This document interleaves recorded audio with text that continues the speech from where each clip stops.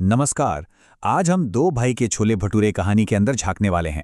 चलिए देखते हैं कि कैसे एक सीधी सादी लगने वाली कहानी रिश्तों और समाज से जुड़े मुद्दों पर एक बहुत गहरा संदेश दे जाती है। कहानी की शुरुआत ही इतनी जोरदार लाइन से होती है। ये एक लाइन हमें सीधे महावीर और लालू के बीच की दुश्मनी की आग में झोंक देती है। ये सिर्फ दो दुकानदार नहीं हैं, इनकी दुश्मनी भी इनके छोले भटूरे की तरह ही तीखी और मसालेदार है, और यहीं से पूरी कहानी की नींव रखी जाती है। तो आखिर ये दुश्मनी शुरू कहाँ से हुई? चलिए सबसे पहले कहानी के इस हिस्से को समझते हैं जहां से इस पूरे संघर्ष की शुरुआत होती है।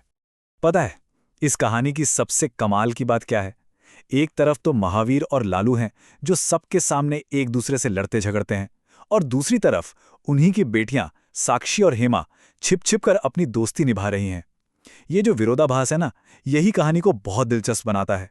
हमें वो सच पता है जो किरदारों को नहीं पता, और इसी वजह से एक अलग ही टेंशन बनी रहती है।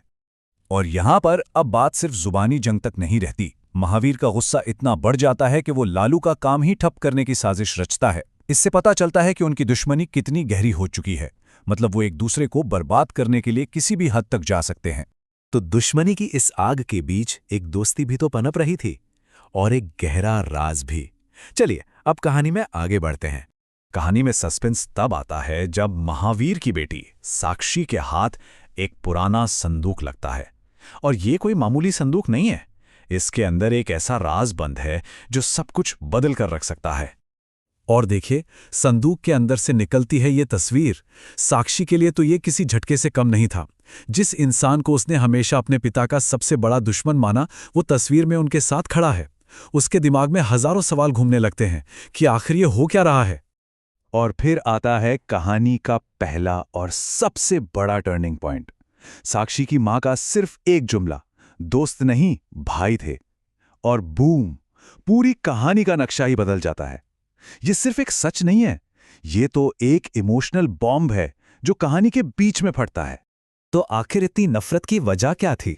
पता चलता है कि लालू महावीर का सौतेला भाई है जिसे गोद लिया गया था। उनके पिता ने अपनी जायदाद दोनों में बराबर बांट दी, लेकिन सगा बेटा होने के नाते महावीर को ये बात कभी हजम नहीं हुई। बस जायदाद के इसी झगड़े ने उनके रिश्ते को तबाह कर दिया।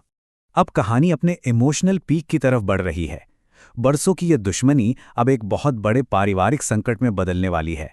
किसी भी तूफान के आने से पहले एक अजीब सी शांति होती है ना, बस वैसा ही कुछ यहां होता है।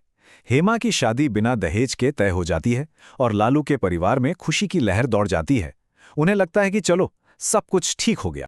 और फिर अचानक सब कुछ बदल जाता है। एक मांग आती है 5 लाख रुपए की। ये सिर्फ पैसा नहीं है, ये उस परिवार की खुशी पर, उनके सपनों पर एक सीधा वार है।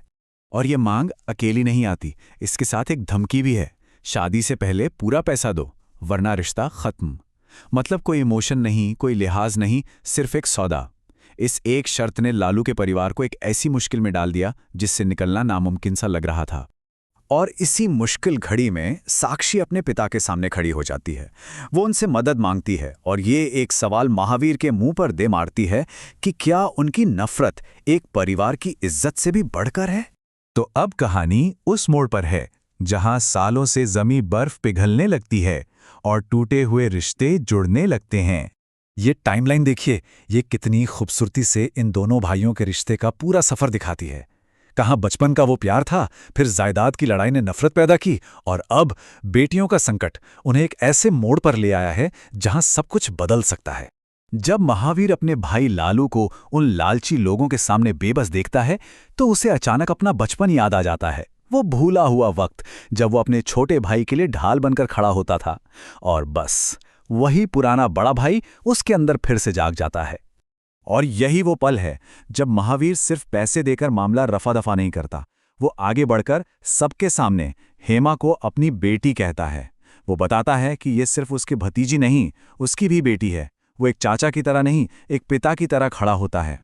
और फिर आता है कहानी का सबसे इमोशनल मोमेंट। सालों की नफरत पिघलती है और दोनों भाई गले मिल जाते हैं।